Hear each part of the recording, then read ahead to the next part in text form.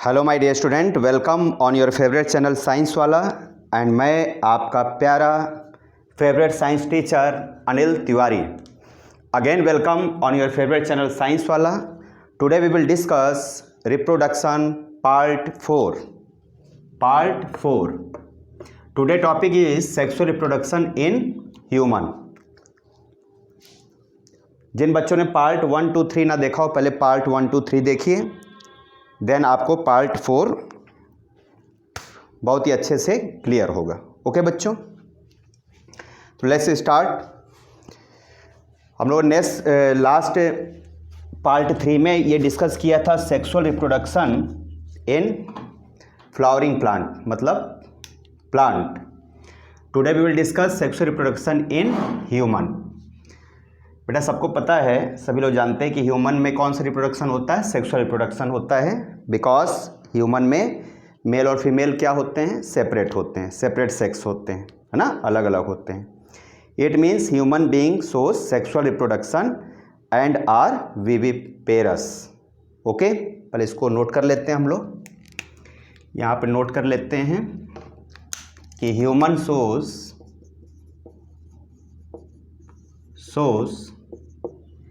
sexual reproduction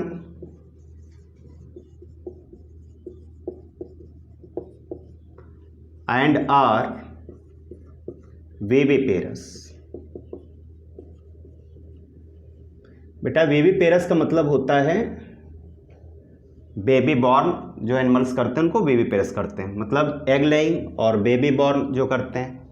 तो viviparous का मतलब बॉर्न देयर यंग्स वन, है ना, बेबी बॉर्न होता है, एक्स नहीं होता ह्यूमन में। ओके, तो ऐसे एनिमल्स को हम लोग विविपेरस बोलते हैं, VIVIPAROUS।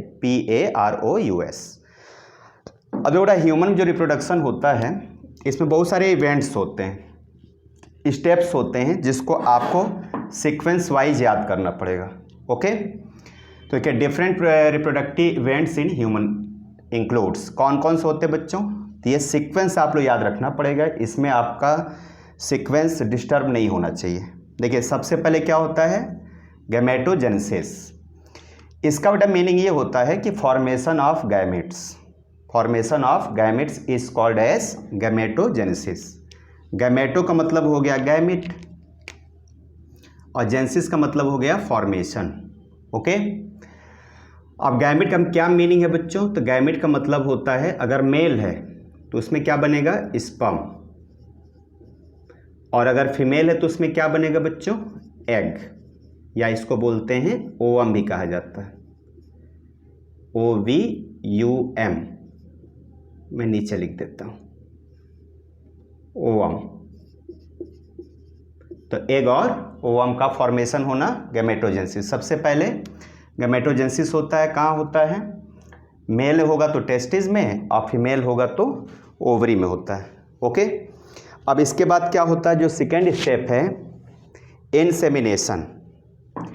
इंसेमिनेशन का मीनिंग होता है कि जब सेक्सुअल कांटेक्ट होता है मेल और फीमेल के बीच में, तो मेल की बॉडी से स्पर्म इजेकुलेट होता है, रिलीज होता है, और फीमेल के वेजाइना के थ्रू एंटर करता है फैलोपियन ट्यूब में, है ना। यानी कुल मिला के आप समझ लीजिए कि sexual contact, during sexual contact को बच्चों कहा जाता है इंटरकोर्स। इंटरकोर्स भी कह सकते हैं, और क्या कह सकते हैं, क्वाइटस। ओके, ये ह्यूमन के लिए वर्ड यूज किया जाता है, intercourse, coitus and copulation.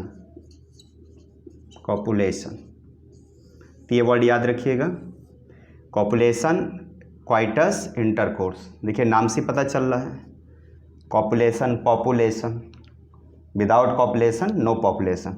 Okay बच्चों, तो ध्यान दीजिएगा, तो जब कॉपुलेशन, इंटरकोर्स और क्वाइटस होता है, मतलब फिजिकल कांटेक्ट जब होता है मेल एंड फीमेल के बीच में, फादर एंड मदर के बीच में, तो फादर की बॉडी से सीमेन मिनी स्पर्म रिलीज होकर के फीमेल के वेजाइना के थ्रू एंटर करता है।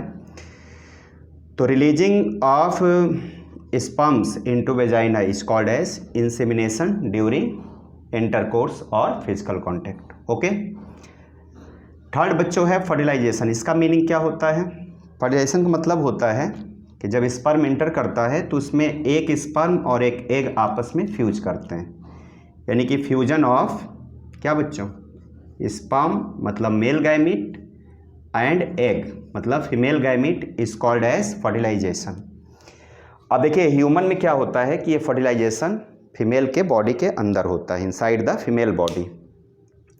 Okay, so in human internal fertilisation takes place. ध्यान रखिएगा मैं क्या बोल रहा हूँ। In human internal fertilisation takes place because भाई आप खुद सोचिए, स्पर्म एग मदर के बॉडी के अंदर फ्यूज होते हैं, तभी तो बेबी बॉर्न होता है मदर की बॉडी में, यूट्रस में। अभी हम लोग डिस्कस करेंगे, पहले आप इस वर्ड का मीनिंग समझिए। तो फर्टिलाइजेशन का मतलब क्या हुआ? Fusion of male gamete and female gamete मतलब स्पर्म एंड एग। अब देखो जब स्पर्म एग मिलता है तो जाइगोट बनता है, सबको पता है, फिर एम्ब्रियो बनता है। अब मदर की बॉडी में जब छोटा एम्ब्रियो बन जाता है, मतलब छोटा मटर के दाने के बराबर जब बच्चा बन जाता है, बेबी बन जाता है, तो उसे एम्ब्रियो बोलते हैं। अब उस एम्ब्रियो का डेवलपमेंट होता है, मतलब बड़ा होता है धीमे धीमे, और जब छोटा इतना बड़ा हो जाता है तो मदर की जो यूट्रस होती है ना, वहाँ बेटा ये अटैच हो जाता है, चिपक जाता है ऐसे। तो यूट्रस के अंदर एम्ब्रियो का अटैच हो जाना, चिपक जाना, उसको बोलते हैं इम्प्लांटेशन। मतलब attachment of embryo in the inner wall of uterus is called as implantation.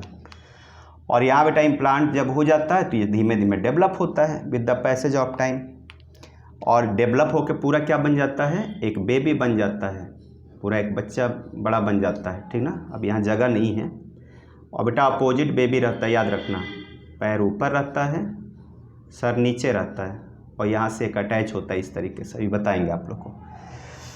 तो जितने टाइम में बच्चा डेवलप हो जाता है, सबको पता है कि ह्यूमन के लिए लगभग 9 मंथ होता है, उसको बोलते हैं गेस्टेशन।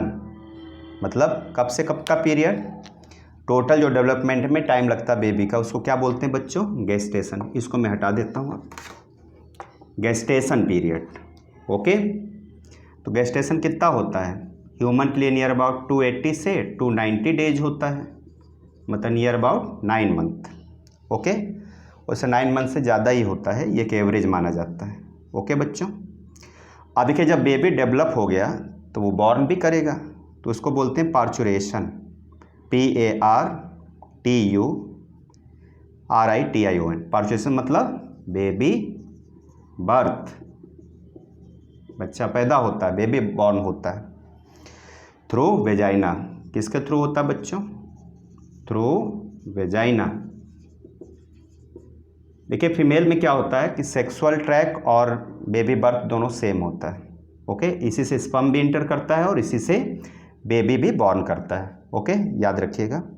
और जब बेबी बॉर्न होता है तो मदर की बॉडी में क्या होता है बच्चों? मैमरी ग्लैंड में मिल्क का प्रोडक्शन होता है, इसको बोलते हैं लैक्टेशन। मतलब प्रोडक्शन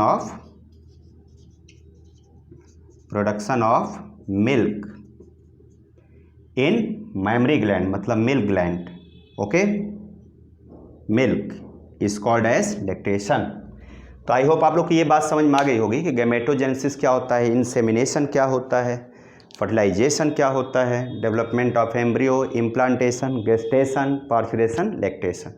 इतनी बात पहले आप नोट कर लीजिए, तभी आपको चैप्टर समझ में आएगा। क्योंकि देखिए बेटा ये सारे कीवर्ड्स हैं, अगर इन सब का मीनिंग नहीं समझेंगे तो चैप्टर में ये सब सारे वर्ड यूज किए जाने हैं तो आपको समझ में आएगा नहीं। तो पार्चुरेशन मतलब बेबी बर्थ, लैक्टेशन मतलब production of milk in mammary gland in female only. याद रखना मेल में नहीं फॉर्म होता मिल्क। ओके बच्चों, ठीक है, इतनी बार नोट करिए। और चलिए इसके बाद देखो सेकेंड बेटा टॉपिक क्या है। देखो मैंने एक यहाँ चार्ट बनाया हुआ है कि टाइम बचत हो जाए, सेव हो जाए। देखिए अभी मैंने इसमें सिर्फ मेल का लिखा है, अभी फीमेल का ही बताएंगे। तो इसको आप करिए नंबर 1। देखो बेटा जो मेल होता है, ध्यान सुनिएगा, मेल में देखो ये सारे वर्ड यूज़ किए जाएंगे। Primary sex organ, secondary sex organ, external sex character, या बच्चों इसको एक नाम और आप लिख सकते हैं, क्या कर सकते हैं हम लोग, सेकेंडरी सेक्सुअल करेक्टर, चलो मैं इससे लिख देता हूँ, सेक्सुअल करेक्टर्स, ठीक है ना। अब ये चार्ट को बहुत ध्यान से समझिएगा, ठीक है ना, कि ये है क्या। मैं थोड़ा इधर कैमरा कर देता हूँ कि समझ में आए। ध्यान से सुनिएगा। देखो बेटा, जो मैंने लिखा है इसमें कि मेल का देखो जो प्राइमरी सेक्स ऑर्गन है, प्राइमरी मतलब होता है मेन सेक्स ऑर्गन। अपनी लैंग्वेज में लिखिएगा, इट इज मेन मतलब मुख्य, मेन, प्राइमरी मतलब मेन सेक्स ऑर्गन। अब देखिए अगर मेल में टेस्टिस नहीं होगा तो स्पर्म का फॉर्मेशन नहीं होगा, तो मेन उसका सेक्स ऑर्गन बेटा क्या हो गया, टेस्टिस। टेस्टिस के अंदर क्या होता है, स्पर्म का फॉर्मेशन होता है, सबको पता है स्पर्म का फॉर्मेशन होता है, फॉर्मेशन ऑफ स्पर्म। अब फॉर्मेशन ऑफ बेटा स्पर्म को बच्चों लोग बोलते हैं स्पर्मेटोजेनेसिस। क्या बोलते हैं, स्पर्मेटोजेनेसिस, याद रखिएगा। फॉर्मेशन ऑफ स्पर्म कहाँ होता है, टेस्टिस में। Formation of sperm in testis by spermato t है, TO, स्पर्मेटोजेनेसिस मतलब स्पर्म का फॉर्म होना। अब देखिए ये मेन हो गया। अब इससे जो जुड़े हुए ऑर्गन होते हैं, एसोसिएटेड ऑर्गन जो होते हैं, they are called as secondary sex organ, मतलब कि जो स्पर्म को कैरी करते हैं, ले जाते हैं आगे, मतलब प्रोसीड करते हैं, जो हेल्पर होते हैं, सीधे समझ लीजिए इसके साथ जो हेल्प करते हैं स्पर्म को आगे प्रोसीड करने में। और से देखो बेटा स्पर्म अलग होता है, जब बॉडी से जब स्पर्म रिलीज होता है पेनिस के थ्रू, उसे हम लोग सीमेन कहते हैं। तो सीमेन क्या है, स्पर्म प्लस उसमें कुछ मटेरियल और मिक्स हो जाता है, लिक्विड, तो लिक्विड फॉर्म में इजेकुलेट होता है, बाहर आता है, उसे सीमेन कहते हैं, SEMEN, ठीक है ना, SEMEN, उस सीमेन में स्पर्म होता है, ठीक है ना। तो ये बताते हैं। तो देखो ना, प्रोस्टेट ग्लैंड, प्रोस्टेट लिखा, ग्लैंड भी लिख लेना, prostate gland, seminal vesicles, vas deferens एक वर्ड है। वास डिफरेंस को हम लोग स्पर्म डक्ट बोलते हैं। एपिडाइडमिस, इसमें स्पर्म इकट्ठा होता है, बनने के बाद टेस्टिस में जब स्पर्म बनता है तो कहाँ कलेक्ट होता है, एपिडिडमिस में। और जब बॉडी से बाहर जाना होता है पेनिस के थ्रू, तो किसके थ्रू जाता है, वास डिफरेंस या स्पर्म डक्ट के थ्रू वो तेज़ी से बाहर निकलता है। और सेमिनल वेसिकल से प्रोस्टेट क्या होती है, दोनों फ्लूइड रिलीज करते हैं। प्रोस्टेट भी एक लिक्विड सिक्रेट करता है, फ्लूइड, और सेमिनल वेसिकल्स भी, ये दोनों स्पर्म के साथ जब मिक्स हो जाते हैं तो उसको हम लोग बोलते हैं सीमेन, ठीक है ना बेटा। तो सीमेन का क्या मतलब होता है कि स्पर्म हो और उसके साथ फ्लूइड मिक्स हो जाए तो लिक्विड फॉर्म में आ जाएगा, इट इज़ कॉल्ड एज सीमेन। तो सीमेन का मतलब होता है स्पर्म और उसके अंदर फ्लूइड मिक्स हो जाए। फ्लूइड कहाँ से रिलीज होता है, प्रोस्टेट ग्लैंड और सेमिनल वेसिकल्स से, ठीक है ना। तो इतनी बात क्लियर आ गई होगी आप लोग को समझ में। अब देखो एक लास्ट टॉपिक है एक्सटर्नल सेक्सुअल कैरेक्टर या सेक्स कैरेक्टर। देखिए ये हेल्प तो नहीं करते हैं, मतलब इनका रिप्रोडक्शन के बेबी के फॉर्मेशन में कोई हेल्प नहीं है, लेकिन ये कैरेक्टर्स ऐसे होते हैं जो ये इंडिकेट करता है कि मेल क्या हो गया, मैच्योर हो चुका है, मतलब प्यूबर्ट एज का हो चुका है, सीधी बात समझ लो जवान हो चुका है लड़का। तो कैसे पता चलेगा कि वो बड़ा हो चुका है, वो फादर बन सकता है। जो इंडिकेशन होता है बॉडी के अंदर उसे हम लोग बोलते हैं secondary sexual characters, which indicate that male becomes fertile, मतलब उसके अंदर स्पर्म फॉर्मेशन हो रहा है। कैसे पता चलेगा, तो देखिए आवाज़ बच्चों मोटी हो जाती है।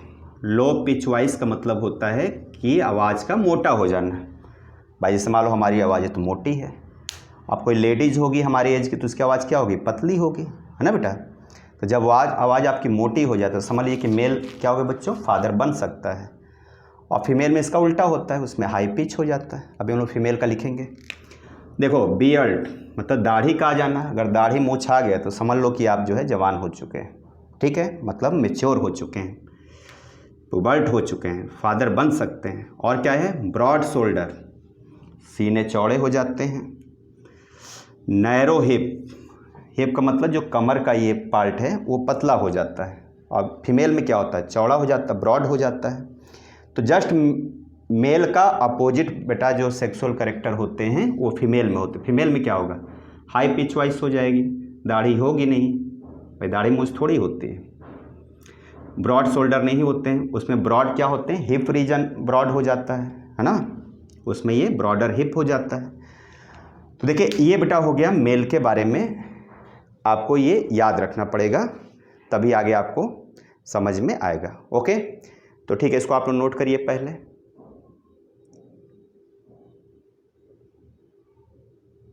नोट डाउन करिए। ओके बच्चों, चलिए अब हम लोग इसको स्टेप बाय स्टेप इसको हमको बेटा एक्सप्लेन करना है। पहले फीमेल का ही बता देते हैं। Okay okay my dear student, देखिए फीमेल का भी नोट कर लीजिए आप लोग। Female, MALE, female. फीमेल बेटा अगर है, ये सेकेंड पार्ट है, फर्स्ट पार्ट बता दिया है मेल का।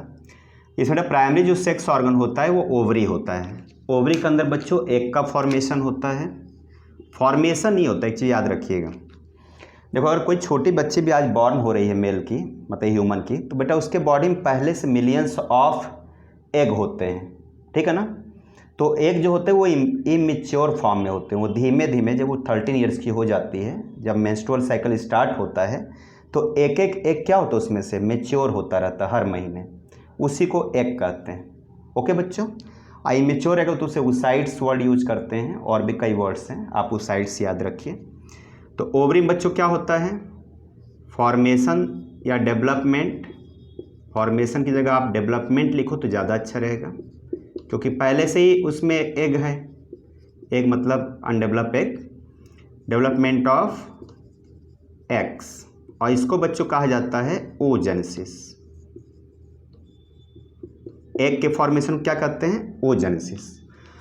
अब देखिए जो सेकेंडरी सेक्स ऑर्गन है, मतलब जो बेबी को बॉर्न करने में हेल्प तो नहीं करते हैं, ये हेल्प करता है इसलिए प्राइमरी है, लेकिन हेल्प करते हैं किसमें, एग को आगे प्रोसीड करने में, और मतलब बेबी को डेवलपमेंट करने में, है ना बेटा। तो देखिए कौन कौन से मेन ऑर्गन हैं जो हेल्प करते हैं बेबी को डेवलपमेंट करने में। फैलोपियन ट्यूब, यहाँ फर्टिलाइजेशन होता है, कहाँ होता है, फैलोपियन ट्यूब में। यूट्रस में बेबी क्या होता है, डेवलप होता है, 9 मंथ यहीं पर रहता है, इसी में 9 मंथ बेबी रहता है, कहाँ रहता है, यूट्रस में, जिसको वोम भी कहा जाता है, WOM भी, हिंदी में गर्भाशय बोलते हैं, गर्भाशय जहाँ पर बेबी डेवलप होता है। वेजाइना जानते ही हैं आप लोग, ओपनिंग जो है जहाँ से सेक्सुअल कांटेक्ट होता है या बेबी बॉर्न होता है, तो इसको बच्चों बर्थ कैनाल भी कहा जाता है। बर्थ कैनाल, यहीं से बेबी बॉडी से इजेकुलेट होता है, बाहर आता है, पार्चुरेशन जब जन्म होता है बच्चे का, तो इसी से बॉडी से बाहर भी आता है मदर के। Mammary gland, milk producing gland, जिसमें मिल्क का प्रोडक्शन होता है, ठीक है। ब्रेस्ट तो प्रोडक्शन प्रोड्यूस करता है, मिल्क प्रोड्यूस करता है। अच्छा अब देखिए एक्सटर्नल सेक्सुअल कैरेक्टर क्या है, मतलब ऐसा कौन सा कैरेक्टर फीमेल में है जिससे ये पता चलता है कि जो फीमेल है या जो गर्ल्स हैं वो क्या हो गई बच्चों, मदर बन सकती है, मतलब डेवलप हो चुकी है, मदर लायक हो चुकी है। तो क्या क्या उसमें एक्सटर्नल कैरेक्टर दिखते हैं आपके बॉडी में, उसके एक्सटर्नल सेक्स कैरेक्टर या secondary sexual character in female. High pitch voice, उसकी आवाज़ क्या होगी, पतली हो जाती है। जैसे देखो मेल की आवाज़ मोटी, लड़कियों की आवाज़ पतली होती है, सुनो ऐसे बोलते हैं लड़के, सुनो ऐसे बोलते हैं, कहाँ जा रहे हो, और लड़कियाँ ए सुनो इधर आओ, पतली आवाज़ होती है। तो हाई पिच वॉइस मतलब पतली आवाज़ बच्चे की तरह हो जाती है। स्मूथ फेस एंड स्किन, उनकी स्किन जो होती है बहुत ही सॉफ्ट हो जाती है, मुलायम हो जाती है। लड़कों की तो ऐसी खुरदरी होती है कि दीवार पर रगड़ दें तो सीमेंट गिर पड़े, होता है कि नहीं।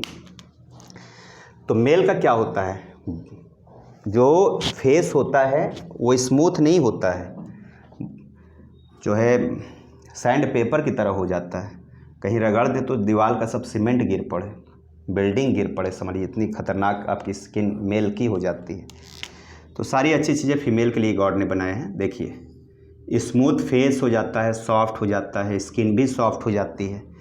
नैरो शोल्डर, उनके जो कंधे हैं वो मतलब ब्रॉड नहीं कम हो जाते हैं। और बच्चों उनके जो हिप्स हैं, हिप्स मतलब जो कमर का एरिया है वो चौड़ा हो जाता है, ठीक है ना।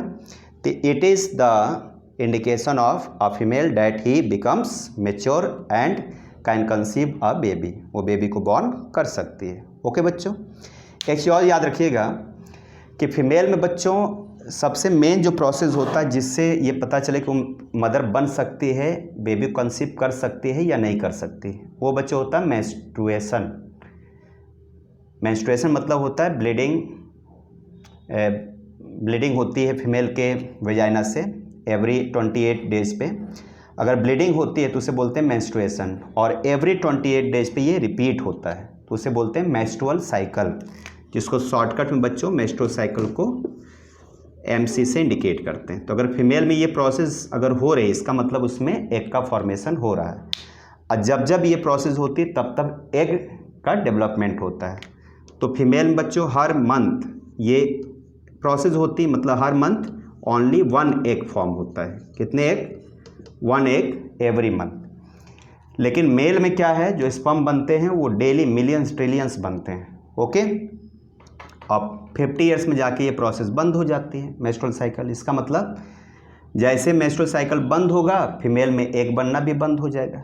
यानी कोई फीमेल मैक्सिमम 50 ईयर्स तक बेबी को बॉर्न कर सकती है, मतलब प्रेग्नेंट हो सकती है। लेकिन कोई मेल जो है अगर वो 100 ईयर्स का भी हो गया तो उसके बॉडी में टेस्टिस में स्पर्म का फॉर्मेशन होता है, मतलब होल लाइफ आखिरी सांस तक। लेकिन फीमेल में ऐसा नहीं। फीमेल में एक 50 ईयर्स मैक्सिमम बता रहे हैं, वैसे 47 पर भी बंद हो जाता है। ठीक है ना। तो मेंस्ट्रुअल साइकिल बच्चों जब फर्स्ट टाइम स्टार्ट होता है किसी फीमेल के अंदर, फर्स्ट टाइम कब स्टार्ट होता है? 12 ईयर्स की एज में स्टार्ट होता है, उसे मिनार्की वर्ड यूज करते हैं। मतलब कि फर्स्ट मेंस्ट्रुएशन इन फीमेल किस एज में? 12 ईयर्स में जनरली स्टार्ट होता है। और जब बेटा ये स्टॉप होता है उसको बोलते हैं मेनोपॉज। कब होता है बेटा? 48 से लेकर के 50 ईयर्स तक मैक्सिमम मैं बता रहा हूँ, वैसे ये 48 तक ही स्टॉप हो जाता है। यानी मदर क्या है, उसकी रिप्रोडक्टिव लाइफ क्या है मदर की, यानी किसी फीमेल की 12 ईयर्स से बेबी को बॉर्न कर सकती है, लेकिन मैक्सिमम 50 ईयर्स में क्या होगा? फिनिश। यानी इसकी रिप्रोडक्टिव लाइफ क्या हो गई फीमेल की? अगर कहा जाए रिप्रोडक्टिव लाइफ बताइए, रिप्रोडक्टिव लाइफ तो कितना हो गया बच्चों? 12 ईयर्स से लेकर के 50 ईयर्स, यानी कितने साल हुए बताइए? 50 में से 12 को माइनस कर दीजिए, 10 में से 2 गया 8, और 5 में 4 में से 1 गया 3। 38 ईयर्स तक वो बेबी को बॉर्न कर सकती है। ओके, आपने महाभारत में सुना होगा एक जो कौरव थे वो 100 भाई थे, 100 ईयर ब्रदर्स थे, और उनकी एक बहन भी थी, उसको आप नहीं जानते होंगे, उनका नाम दुशाला था। तो कौरव का जो दुर्योधन थे ना, सबसे बड़े भाई शायद थे, सबसे बड़े ही थे, वो 100 भाई थे, और उनकी एक सिस्टर भी थी जिसका नाम था दुशाला। तो अब सोचिए वो उस समय कैसे ये प्रोसेस हुआ होगा, 38 में 100 बच्चे कैसे बॉर्न हुए होंगे? तो हो सकता है 2 या 3 बॉर्न हुए हों, या जो भी प्रोसेस हो। पहले अलग हिसाब से सबकी एज ज़्यादा होती थी, अब हम लोग क्या है 60 ईयर्स में डेथ हो जा रही है, पहले लोग हज़ारों साल जीते थे। ओके बच्चों, तो ठीक है, इतनी बात पहले नोट करिए, आप लोग नोट डाउन करिए, फिर हम लोग एक एक स्टेप समझते हैं। Okay my dear student, note करिए।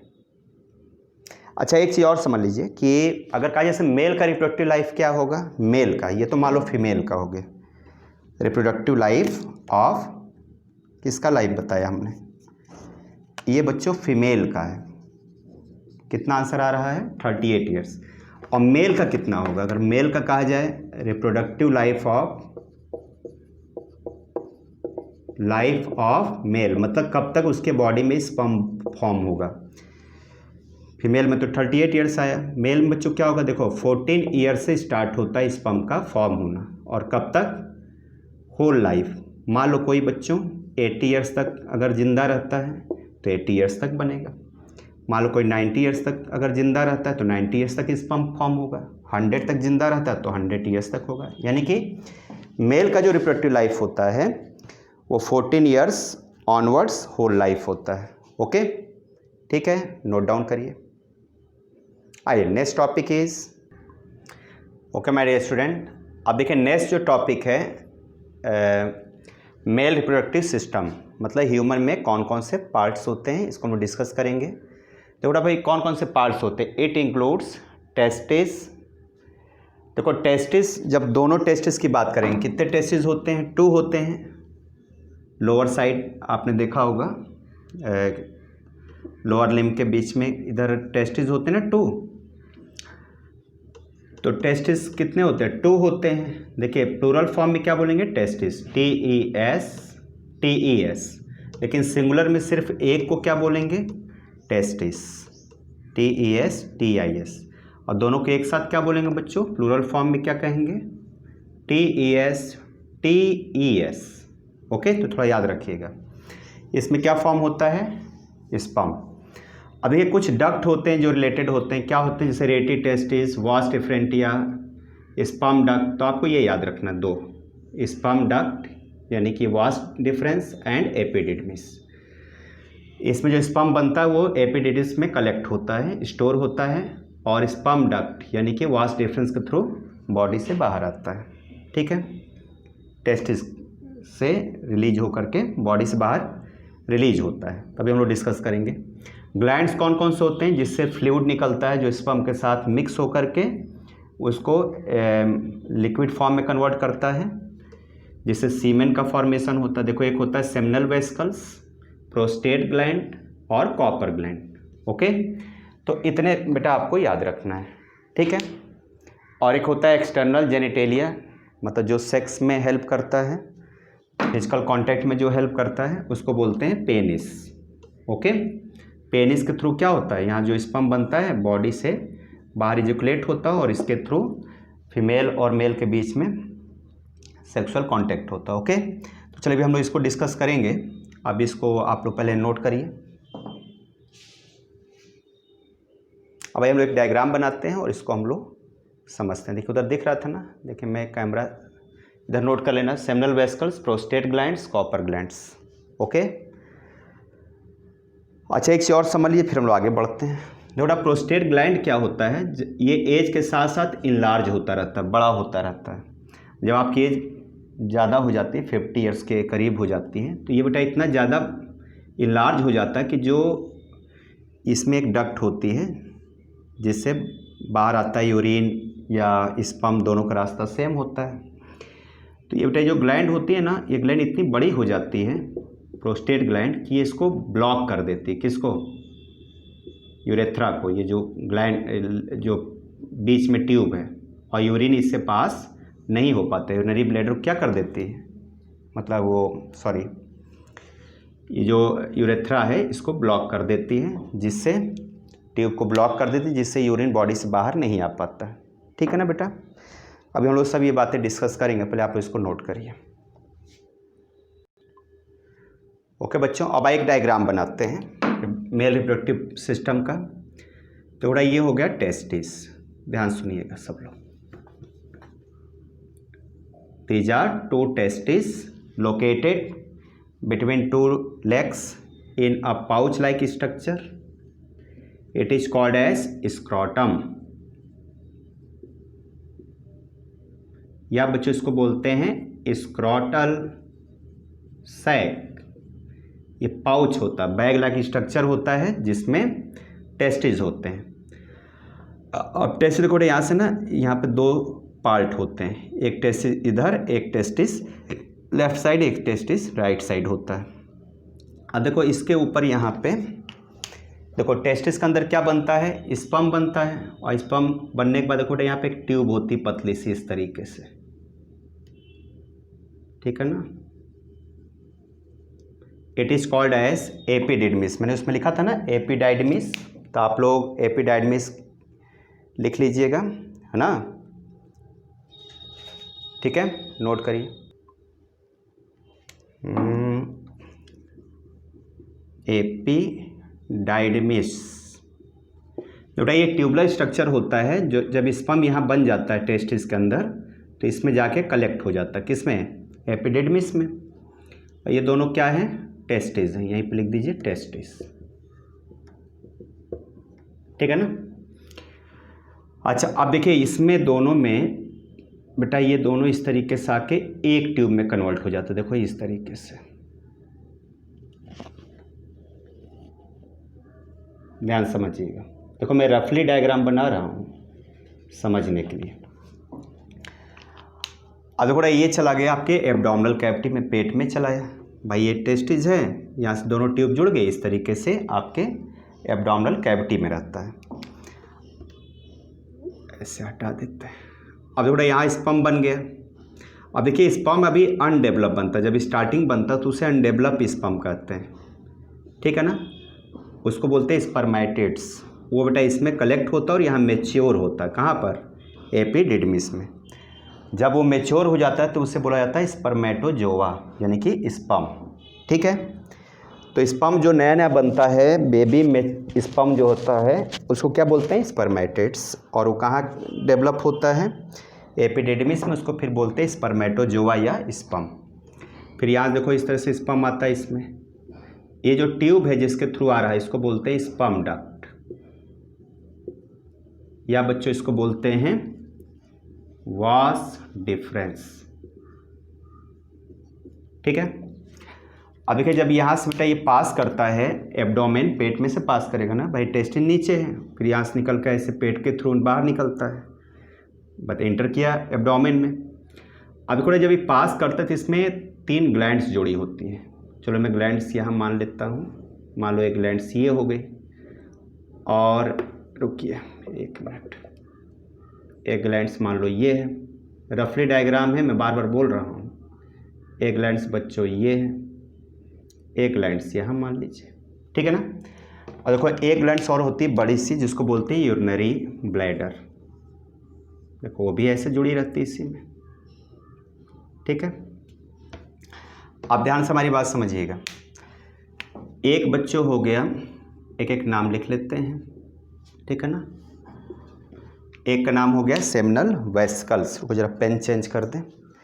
एक का नाम बच्चों हो गया सेमिनल वेसिकल्स, सेकेंड का हो गया प्रोस्टेट, ये हो गया सेमिनल वेसिकल्स।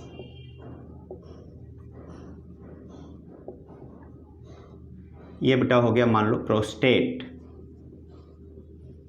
इसको हिंदी में पौरुष ग्रंथि भी कहते हैं। और इसको मान लेते हैं, एक और कौन सा बच रहा, कॉपर ग्लैंड मान लो। और ये बच्चों हो गया जो बड़ा सा है रेड कलर वाला, ये हो गया यूरिनरी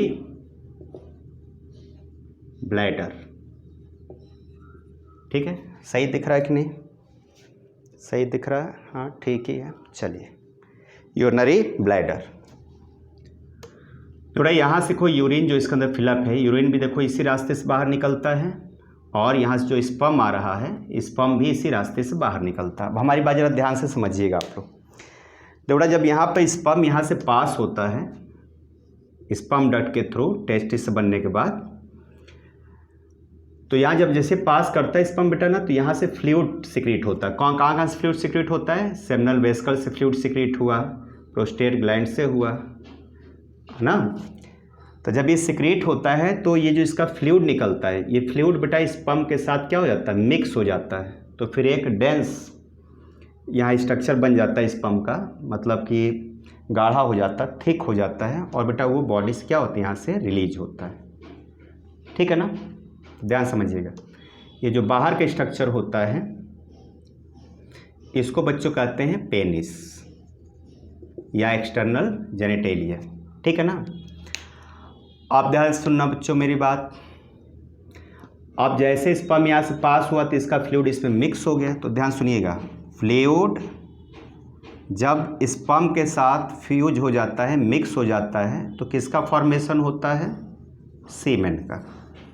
तो एक्चुअली में जो बॉडी से यहाँ रिलीज होता है पेनिस के थ्रू, एक्चुअली में वो क्या निकलता है, क्या इजैकुलेट हो रहा है, क्या बाहर आ रहा है, वो स्पर्म नहीं, स्पर्म के साथ फ्लूइड भी है। और फ्लूइड करता क्या बेटा, इसको न्यूट्रिशन देता है, किसको, स्पर्म को। स्पर्म भी जिंदा होता है, उसे भी फूड चाहिए, अगर फूड नहीं मिलेगा तो स्पर्म की डेथ हो जाएगी। स्पर्म कैसे होता है, इस तरीके से होता है ना। इसका टेल होता है, ये इसका हेड पार्ट है, यहाँ पे इसका न्यूक्लियस होता है, ठीक है ना। ये एक्रोसोम है। देखिए तो कहने मतलब ये है कि स्पर्म को भी फूड चाहिए, और ये फूड कौन प्रोवाइड करता है? ये जो फ्लूइड है ना, इसके अंदर कार्बोहाइड्रेट होता है जिससे ये जिंदा रहता है। अच्छा एक चीज़ और समझ लीजिए कि जो सीमेन बच्चों होता है ये बेसिक नेचर का होता है, अल्कलाइन नेचर का होता है। इसका जो पीएच होता है वो 7.4 होता है, मतलब कि बेसिक होता है। बेसिक क्यों होता है? क्योंकि जो फीमेल का जो वेजाइना होता है वो एसिडिक होता है। तो जब ये बेसिक और फीमेल का जो वेजाइना है, वेजाइना में क्या होता है बच्चों? एसिडिक। तो जब कॉपुलेशन होता है, सेक्सुअल कांटेक्ट होता है, तो ये सीमेन जब इंटर करता है फीमेल के वेजाइना में सेक्सुअल कांटेक्ट के दौरान, तो देखो ये है बेसिक, ये है एसिडिक। जब एसिडिक बेसिक दोनों मिलते हैं तो कैसा बन जाता है? न्यूट्रल। इसलिए देखो ये सब नेचुरल प्रोसेस है, नेचुरल मीडियम गॉड के द्वारा बनाया गया है ना, इट इज़ नेचुरल प्रोसेस। अच्छा एक क्वेश्चन देखिए इसमें ज़रा समझिए बहुत ध्यान से, एग्जाम में आपसे पूछा जाता है कि जो टेस्टिस होता है वो एब्डोमिनल कैविटी से नीचे क्यों होता है? दोनों जो आपके लोअर लिम्ब से दोनों पैर के बीच में क्यों होता है? तो देखिए बेटा इसका रीज़न ये है कि स्पर्म इसमें तभी बनेगा टेस्टिस में जब आप इसका टेम्परेचर बॉडी टेम्परेचर से 2 से लेकर के 2.5 डिग्री सेल्सियस लोअर होगा। लोअर बॉडी टेम्परेचर रिक्वायर होती किसके लिए? स्पर्म को बनने के लिए, यानी कि स्पर्मेटोजेनेसिस के लिए। Spermatogenesis occurs below 2 to 2.5 degree Celsius lower body temperature, यानी बिलो या लोअर, है ना, ये लोअर हटा दीजिए। हम लोग का टेम्परेचर होता कितना है? 37 डिग्री सेल्सियस। अगर इतना टेम्परेचर रहेगा तो इसके अंदर स्पर्म नहीं बन पाएगा, इसलिए ये नेचुरली क्या होता है? एब्डोमिनल कैविटी से नीचे होता है, पाउच में होता है। ओके। अब फीमेल में देखो बेटा, फीमेल में तो ऐसा नहीं होता। क्या फीमेल में ओवरी बॉडी से बाहर होती है क्या? लोअर लिम्ब के बीच में होता है क्या? दोनों पैरों के बीच में ओवरी तो होती नहीं, वो तो पेट के अंदर होती है, एब्डोमेन कैविटी में होती है। उसका रीज़न क्या है? जो oogenesis होता है, ध्यान समझिएगा, oogenesis होने के लिए, oogenesis मतलब कि एग का फॉर्मेशन, तो oogenesis यानी फॉर्मेशन ऑफ एग, फॉर्मेशन मतलब डेवलपमेंट ऑफ एग किस पे होता है बच्चों? एट बॉडी टेम्परेचर होता है, यानी कि 37 डिग्री सेल्सियस पे। तो अगर आपसे क्वेश्चन कहा है कि अगर हम सर्जिकली इस टेस्टिस को एब्डोमेन में कर दें, पेट के अंदर कर दें, तो क्या होगा? स्पर्म बनना बंद हो जाएगा। अगर हम ओवरी को क्या करें बच्चों? ओवरी को अगर बॉडी से बाहर कर दें, पेट से बाहर कर दें, तो क्या होगा? टेम्परेचर कम हो जाएगा, oogenesis नहीं होगा, एग नहीं बनेगा। So testis located outside the abdominal cavity and ovary located inside the abdomen cavity। तो इतनी बात आप लोग को समझ में आ गई होगी। हमने क्या बताया, सब दिखा कि नहीं बच्चों? इधर दिख रहा था कि नहीं? Spermatogenesis occurs below 2 to 2.5 degree Celsius body temperature, इसलिए बॉडी से बाहर रहता है। ये स्पर्म का बेटा स्ट्रक्चर, ये टेल होता है, ये हेड है, हेड में यहाँ पर न्यूक्लियस भी होता है, और इसे टेल के थ्रू वो तैर के पहुँचता है कहाँ पे? एग के पास। ठीक है ना? तो इतनी बात क्लियर हो गई, आप इसको नोट डाउन कीजिए, फिर हम नेक्स्ट टॉपिक स्टार्ट करें। ओके बच्चों, इसमें एक चीज़ थोड़ा सा और नोट कर लीजिए, छूट रहा है। देखो यूरेथ्रा इसमें मैंने शायद नहीं लिखा, इसको समझ लीजिए। यूरेथ्रा क्या है?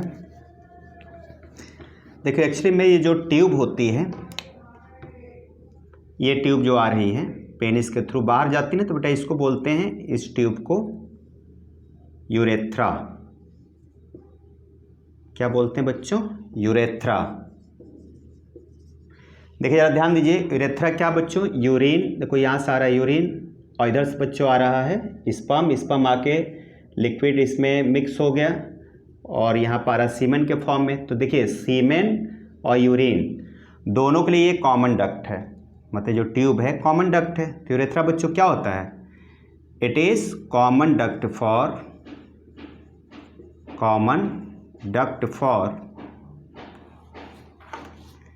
For urine and semen. Semen मतलब sperm plus fluid. So urethra is called as urinogenital, genital मतलब sex organs related to sex organ, urinogenital tract या डक्ट लिख लीजिए। कैसा होता है? It is muscular structure. Okay, तो आई होप बच्चों आपको इतनी बातें समझ में आ गई होंगी। इसको आप लोग नोट कर लीजिए। और यूरिनोजेनाइटल ट्रैक्ट किसे बोलते हैं, क्यों कहते हैं, आपको ये बात समझ में आ गई होगी। ठीक है ना? तो आई होप इसमें कोई डाउट नहीं होना चाहिए। ठीक है, इसको आप लोग नोट करिए। दिख रहा है कि नहीं? आप ठीक है, नोट कीजिए।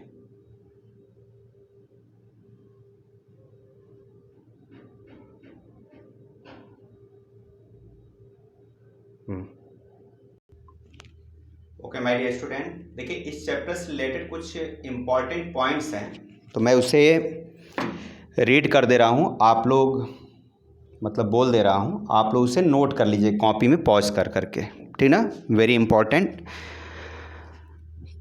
तो देखिए मेल रिप्रोडक्टिव सिस्टम में जो भी पार्ट्स मैंने लिख दिया है, तो थोड़ा हमारी बात समझ लीजिएगा कि टेस्टिस प्रोड्यूसेस स्पर्मेटोजोआ। स्पर्मेटोजोआ का मतलब होता है develop sperm. It is called as spermatozoa and secretes the male sex hormones. और इसमें से मेल सेक्स हार्मोन्स भी निकलता है, पता होगा क्या बोलते हैं, टेस्टोस्टेरोन, पता है, या एंड्रोजेंस। ठीक है ना? Next point, the testis are situated in the extra abdominal scrotal sac. जो मैंने बाहर बताया है, स्क्रॉटल सैक या स्क्रॉटम, ये। Next point, the temperature in scrotum is 2 to 2.5 degree Celsius below the temperature of the abdominal cavity. It is necessary for spermatogenesis. Testis in next point, testis in mammals are present outside the abdominal cavity because maturation of sperm needs low temperature. Next point, very important, in bats, rats and other testes descend to scrotal sac only during breeding season. क्या क्या बताया बच्चों? Bat, rat में जो testis होता है ये सिर्फ ब्रीडिंग सीजन में, मतलब जब उनको कॉपुलेशन करना होता है, सेक्सुअल कॉन्टैक्ट करना होता है, तभी टेस्टिस नीचे आता है। नहीं तो पूरे होल ईयर कहाँ रहता है बच्चों? एब्डोमिनल कैविटी, मतलब ऊपर चला जाता है। ठीक है ना? बहुत ही अजूबा ये कंडीशन है। Next, whales and elephants. Whale मछली जो होती है, मछली तो नहीं कहेंगे, मैमल्स है। Whales and elephants have abdominal testis. Whales and elephant में क्या होता है? टेस्टिस एब्डोमेन के अंदर होता है, मतलब पेट के अंदर होता है, नीचे नहीं होता, बाहर नहीं होता। Their body temperature is low and cooling of testis is not required. उनकी बॉडी पहले से इतनी ठंडी रहती है कि उनको टेस्टिस को बाहर सिचुएट करने की कोई ज़रूरत नहीं होती। ओके, अच्छा, नेक्स्ट हम लोग पॉइंट इसमें लिख सकते हैं इम्पॉर्टेंट कि Leydig cells, Leydig LEYDIG, Leydig cells synthesise and secrete male hormones called androgens या टेस्टोस्टेरोन। तो याद रखिएगा, एंड्रोजेंस का ये चाहे टेस्टोस्टेरोन का ये बात एक ही है। ये लेडिक सेल सिक्रीट करती है, LEYDIG। लेडिक सेल्स कहाँ पाई जाती है? टेस्टिस के अंदर। तो जनरली हम लोग क्या बोलते हैं कि टेस्टिस सिक्रीट टेस्टोस्टेरोन हार्मोन्स। तो एक्चुअली में टेस्टिस के अंदर एक सेल्स होती हैं स्पेशल टाइप की, they are called as Leydig, LEYDIG। Leydig cells synthesise and secrete male hormones called androgens और टेस्टोस्टेरोन।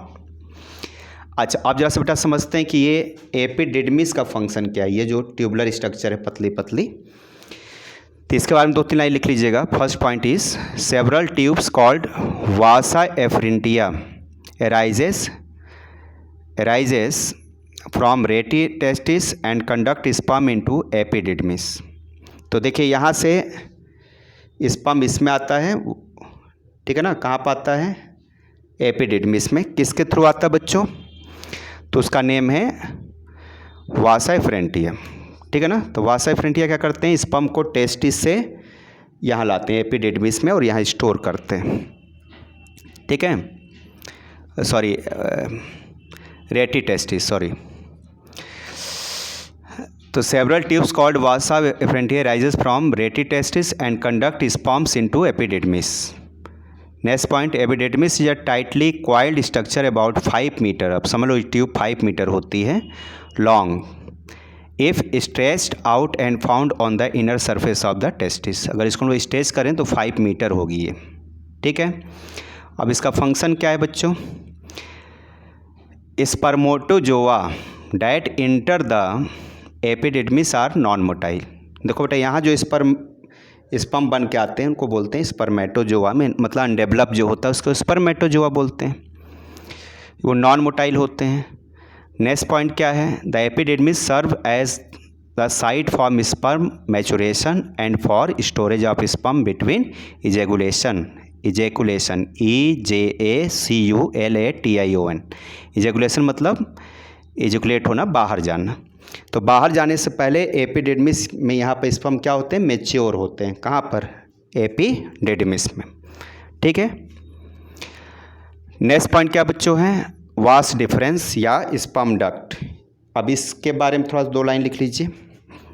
वास डिफरेंस और sperm duct arises from epididymis ascend to abdomen loops over the urinary bladder and receive the duct from seminal vesicles behind the urinary bladder। कहाँ होता है seminal vesicles? behind the urinary bladder forming ejaculatory duct। तो vast difference क्या होता है? यहाँ से जाता है घूमते हुए यहाँ पर यूरेथ्रा यानी कि एंट्री पॉइंट तक ये रहता है। यूरेथ्रा तक जो ट्यूब पूरी होती है उसको क्या बोलते हैं? स्पर्म डक्ट, यानी इजैकुलेटरी डक्ट मतलब बॉडी से बाहर ले जाने वाला डक्ट है जिसके थ्रू कोई चीज़ बाहर जाए। तो क्या क्या जाती है? यूरिन जाता है और semen. Next point, ejaculatory duct EGACULATORY। Ejaculatory duct passes through the prostate to open into urethra shortly after its origin from urinary bladder। Urinary bladder से लेकर के बाहर तक क्या बोलेंगे? यूरेथ्रा। यूरेथ्रा देखो बेटा, यहाँ से लेके यहाँ तक बोलेंगे, पूरा नहीं। इधर जो है इसको बोलेंगे स्पर्म डक्ट और यहाँ से लेके यहाँ तक बोलेंगे यूरेथ्रा, ओके। तो urethra is the part of क्या बच्चों? स्पर्म डक्ट, ठीक है। अब एक पॉइंट और लिख लीजिए, इसमें बहुत इंपॉर्टेंट है। The urethra receives the duct of prostate and Cowper glands. फिर से मैं बोल रहा हूँ, the urethra receives the ducts of prostate and Cowper glands passes through penis and open to outside, okay. Urethra क्या करता है? रिसीव करता है प्रोस्टेट और कॉपर ग्लैंड्स को और पेनिस के थ्रू ये बाहर ओपन होता है। अब नेक्स्ट पॉइंट लिखिएगा सेमिनल वेसिकल्स के बारे में। सेमिनल वेसिकल्स क्या होता है? नोट करिएगा। Seminal vesicles are situated behind the bladder। कौन सा bladder? Urinary bladder. They are narrow long pouches with muscular tissue on their wall. पहला पॉइंट हो गया। Second point, the seminal fluid secrete accounts for about 60% of the volume of semen। Very important. Seminal vesicles का जो fluid होता है, the seminal fluid उसे बोलते हैं। The seminal fluid secretion about 60% of the total volume of semen. जितना भी सीमेन बेटा सिक्रीट होता है बॉडी से, उसका 60% जो फ्लूइड होता है, उसमें जो लिक्विड मिक्स होता है, वो सेमिनल वेसिकल से निकलता है। Seminal fluid has pH of about 7.4 and consist fructose. Fructose मैंने सबको बताया होगा, स्वीटेस्ट कार्बोहाइड्रेट। इसका फार्मूला भी C6H12O6 होता है, ठीक है ना। ग्लूकोज का भी C6H12O6 होता है, लेकिन प्रॉपर्टीज़ अलग होती है। स्वीटेस्ट कार्बोहाइड्रेट है बच्चों, हनी में पाया जाता है, सबसे मीठा है। Which serve as energy source for spermatozoa या स्पर्म। अगर मैं स्पर्मेटोजोआ बोल रहा हूँ, स्पर्मेटोजोआ की स्पेलिंग क्या होती है? स्पर्मेटोजोआ। तो आप लोग बेटा इसको स्पर्म समझिए। एक्चुअली बायोलॉजी की भाषा में स्पर्मेटोजोआ बोलते हैं, कॉमन भाषा में स्पर्म बोलते हैं। तो देखो मैं क्या बता रहा था कि सेमिनल वेसिकल्स का pH 7.4 होता है and contain fructose which serve as an energy source for spermatozoa, मतलब स्पर्म। अब नेक्स्ट आइए प्रोस्टेट ग्लैंड। देखो यहाँ पर है प्रोस्टेट ग्लैंड। इसका फंक्शन क्या है? Prostate is situated around the first part of the urethra. Urethra के शुरुआत में होता है। यूरेथ्रा मतलब ओपनिंग वाली जो ट्यूब है। इट कंटेन प्रोस्टेटिक, चाहिए रहने दो, आपके काम का नहीं। Next point, enlargement of prostate, very important. Enlargement of prostate result in prostatitis. देखो मैं स्पेलिंग लिख दे रहा हूँ, प्रोस्टेटिटिस। बेटा ये बीमारी होती है मेल में, ठीक है ना। जो ये प्रोस्टेटिटिस जो बीमारी बेटा है, यूरिनेशन डिफ़िकल्टी या इम्पॉसिबल ऑफ यूरिनेशन, ये बेटा ओल्ड एज में होती है, जिसका ऑपरेशन कराना पड़ता है। ठीक, तो याद रखिएगा मेल में सब में ये बीमारी फिक्स रहती है, होती ज़रूर है। तभी देखिए जो बुज़ुर्ग होते हैं वो यूरिनेशन यानी जब पेशाब करने जाते हैं, यूरिनेशन करने जाते हैं तो काफ़ी टाइम लेते हैं, क्योंकि जो यूरिन होता है वो ड्रॉप बॉडी से बाहर आता है। अच्छा, next point, prostatic secretion form about 15 to 30% of the volume of semen. Semen का 15 to 30 यानी 30% वॉल्यूम कहाँ से सिक्रीट होता है? लिक्विड प्रोस्टेट से। ये पॉइंट बहुत ही इंपॉर्टेंट है। Next point, it is slightly acidic. बेटा जो प्रोस्टेट ग्लैंड से लिक्विड निकलता है वो कैसा होता है? एसिडिक होता है। यहाँ जो निकलता है, यहाँ क्या था? अल्कलाइन था, यहाँ से निकलता है acidic. Its pH is 6.5 due to presence of citric acid. Citric acid आप जानते होंगे, लेमन में भी सिट्रिक एसिड होता है, इसमें भी एसिड सिक्रीट होता है due to presence of citric acid. अगला पॉइंट, प्रोस्टेटिक सिक्रीशन का फंक्शन क्या है? तो prostatic secretion contain substances important for sperm mobility, मतलब स्पर्म को चलने में हेल्प करते हैं।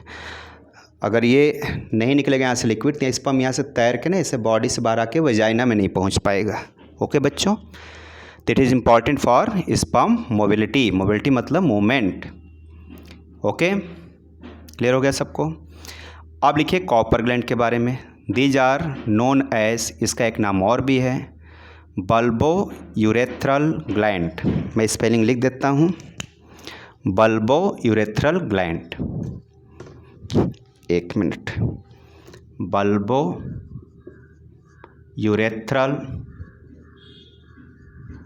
ग्लैंड, ये किसका नाम है बच्चों? कॉपर ग्लैंड का। It is also called as bulbo urethral gland. ठीक है, ग्लैंड्स लिखिएगा, दो होते हैं ना तो इसलिए ग्लैंड्स। ठीक है, ठीक है, नेक्स्ट आगे बढ़ते हैं। Situated beneath urinary bladder and behind the urethra. अगला point, Cowper gland are present in males mammals only. याद रखिए कॉपर ग्लैंड सिर्फ किस में पाए जाते हैं? मेल में, only mail. Copper glands open into urethra before entering into penis. Penis में ओपन होने से पहले कहाँ खुलता है? ये ओपन होता है यूरेथ्रा में। अब जो मैं मेन ये पॉइंट बोल रहा हूँ इसी को याद रखिएगा। Secretion of Cowper glands is slightly alkaline and it acts as lubricant. ध्यान रखना, slightly alkaline and it acts as lubricant for the penis. Okay, full stop. It also neutralise any urine in urethra. तो actually बेटा ये lubricant का work करता है penis के अंदर स्पर्म को चलने के लिए, यानी सीमेन को चलने के लिए, और ये न्यूट्रलाइज करता है यूरिन का यूरेथ्रा में। अगर है मान लो यहाँ पर यूरिन रह गया तो इसको न्यूट्रलाइज कौन करेगा? कौन करेगा? तो न्यूट्रलाइज करता है कॉपर ग्लैंड का जो लिक्विड होता है। ठीक है ना। अब यूरेथ्रा के बारे में लिखिए, जो ओपनिंग वाला ट्यूब है। Urethra is a thick walled muscular duct, is a common passage for both urine and semen and so it is also called as urinogenital duct. मैंने अभी लिखा था यूरिनोजेनाइटल डक्ट। इसमें से सीमेन और स्पर्म दोनों पास आउट होता है। ओके बच्चों, अब पेनिस क्या होता है, पेनिस के बारे में बात करते हैं यहाँ पर। तो penis is the male external genitalia which is vascular spongy and erectile structure. Erectile मतलब जो सीधा हो जाए, टाइट हो जाए, उसे बोलते हैं erectile. Next point, the enlarge end of penis, the glans penis is covered with a loose fold of skin called foreskin. तो देखो बेटा, जो इनलार्ज पेनिस होता है उसके आगे जो मसल्स होती है उसे फोर स्किन बोलते हैं। यहाँ पे देखिए, ऐसे जो मसल्स होती है उसको क्या बोलते हैं, फोर स्किन। और इसको रिलीजियस कुछ ऐसे धर्म हैं जिसमें ये रिमूव किया जाता है ना, कट किया जाता है। ठीक है, तो रिलीजियस इम्पॉर्टेंट भी इसका है, कुछ धार्मिक इसका महत्व भी है। ठीक है ना। अच्छा, आगे बढ़ते हैं। अब इसको जो रिमूव करते हैं हम लोग क्या कहते हैं बेटा, जो ये फोर स्किन को, circumcision is the removal of foreskin for religious और हेल्थ रीजन्स। तो इसको रिमूव करने को बच्चों बोलते हैं सरकमसीशन।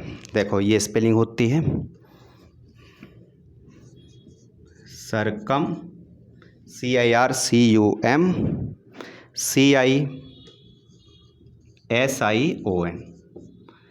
तो सरकमसीशन क्या मतलब है, removal of four skin of penis, ठीक ना, फॉर रिलीजियस और हेल्थ रीजन्स। ठीक है, आगे बढ़ते हैं।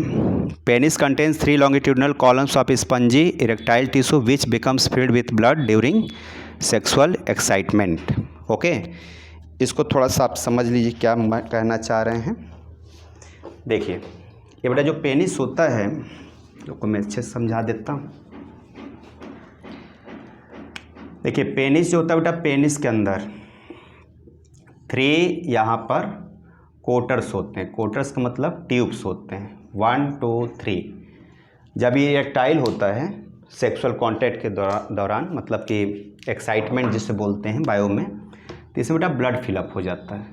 जब ब्लड फिलअप होता है तो क्या होता है, ये इरेक्टाइल हो जाता है ना। तो ये 3 ट्यूब्स होते हैं, याद रखना, 1 2 3। ठीक है, क्लियर हो रहा है, तो नोट करिए इसको। तो इसके अंदर 1 2 3 ट्यूब्स होते हैं। ठीक है, नेक्स्ट पॉइंट, हाँ, अब एक हेडिंग डाली गई इजैकुलेशन।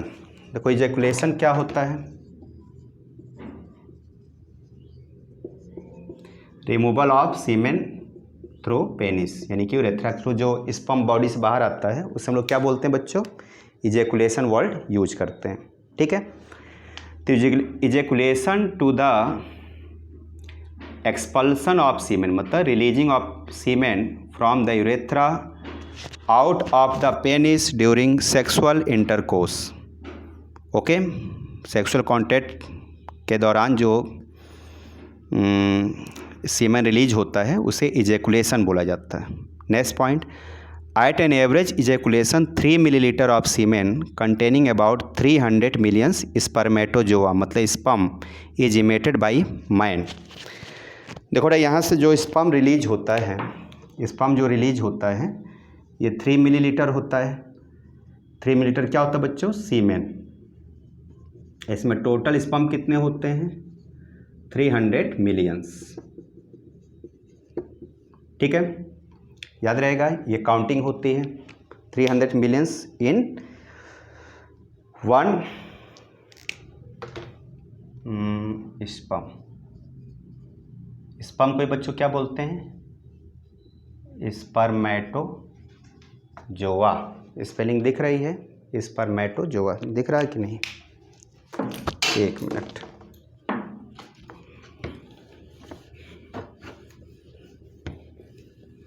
एक बार जो इजैकुलेशन होता है, जो स्पर्म रिलीज होता है, स्पर्म मतलब सीमेन, तो कितना अमाउंट होता है, 3 मिलीलीटर सीमेन। कितने स्पर्म्स होते हैं बच्चों, 300 मिलियंस स्पर्म रिलीज होते हैं, यानी कि स्पर्मेटोजोआ। ओके, नोट करिए। क्लियर हुआ इतनी बातें? Next point, sperm concentration below about 20 millions पर ml इस term oligospermia and is associated with decrease fertility. अगर मान लो बेटा किसी मेल के सीमेन में 1 मिलीलीटर में कितना हो जाए, 1 मिलीलीटर में, पहले वर्ड आप समझिए, ओलिगोस्पर्मिया। बेटा ये बीमारी होती है, इसमें क्या होता है कि जो मेल है वो फादर नहीं बन सकता। क्या रीज़न होता है? तो रीज़न बच्चों ये है, ओलिगोस्पर्मिया जो डिजीज़ है, इसमें क्या होता है, 20 मिलियन स्पर्म हो जाते हैं पर, यानी कि इन 1 ml ऑफ सीमेन। अगर 1 ml सीमेन में अगर 20 मिलियन स्पर्म हो जाए तो उसे बोलते हैं ओलिगोस्पर्मिया हो गया, मतलब कि डिक्रीज इन स्पर्म, वो फादर नहीं बन सकता। ठीक है ना? तो ऐसे मेल को फिर फादर अगर बनना है तो अलग अलग सब सिस्टम्स बनाए गए हैं, टेस्ट ट्यूब बेबी, है ना, बहुत सारे सिस्टम हैं, विट्रो है ना, तो उसके बारे में हम लोग बाद में डिस्कस करेंगे। तो आई होप आप लोग बेटा ये लेक्चर समझ में आया होगा। ठीक है, तो इसको आप लोग नोट करिए और नोट्स बनाइए, और नेक्स्ट जो लेक्चर होगा पार्ट 5, उसमें मैं फीमेल रिप्रोडक्टिव सिस्टम के बारे में डिस्कस करूँगा। ओके बच्चों, ठीक है, best of luck, bye, tata, good night.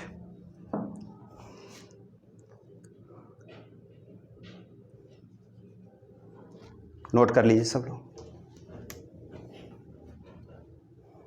ठीक है, बाय बच्चों।